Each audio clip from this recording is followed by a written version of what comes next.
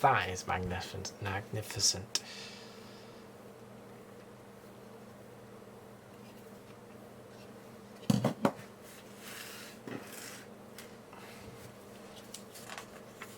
And now, back to these.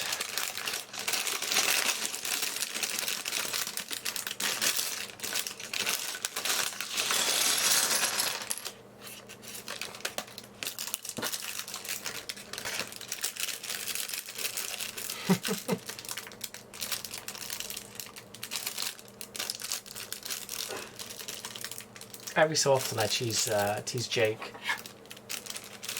because Jake is often taking like 9 streams. It took him, I think it was 11 streams to build the Daily Bugle or something like that.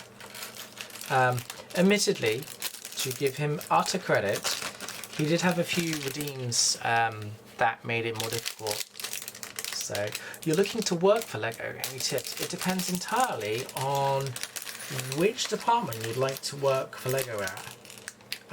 But a lot of people would probably say like Lego set designer or something like that. They want people who have done design, product design, or have a portfolio, their own portfolio of design. So go to university, do a design course, and build yourself a portfolio. Almost quite literally, build yourself a portfolio.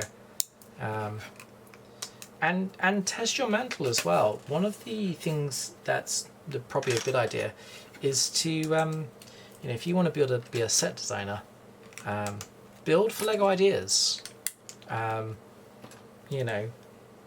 It's a good way to sort of verify that you can build to things like a piece count budget or a size budget or etc, etc, and also building things that people will like, because it's easy to build a set that you like yourself. It's very difficult to build a set that somebody else would actually go pay money for.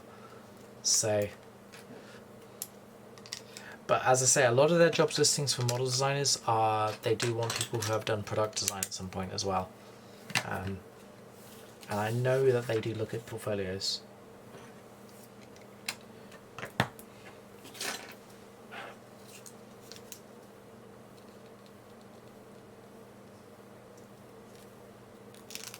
Place second on Lego Masters. Lego Masters is a pretty extreme method of getting hired by Lego. But I can say that, it is definitely achievable. That is not in the right place.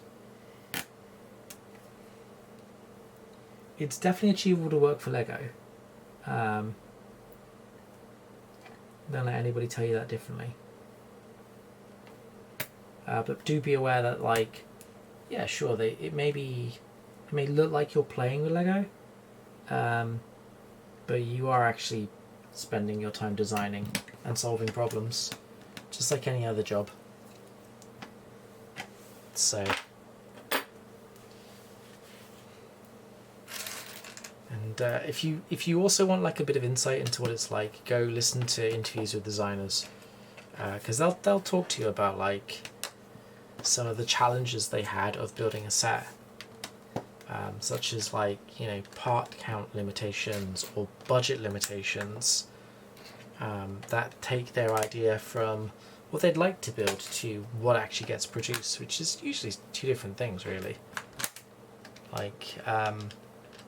I did like the interview that the guy that designed the Daily Bugle did, where he did say that the original building in the comics and all the reference material they had was a tan building, and that if he had built the Daily Bugle in tan, knowing that he would need to recolor a whole bunch of pieces into tan because they don't exist in tan, he would have blown the piece count budget, the new piece count budget, off of the very, very first floor of the building, which is an interesting thought. So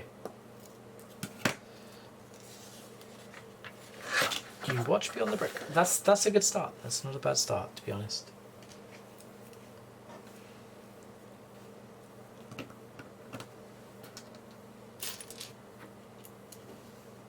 But yeah, it's true of a lot of creative job types.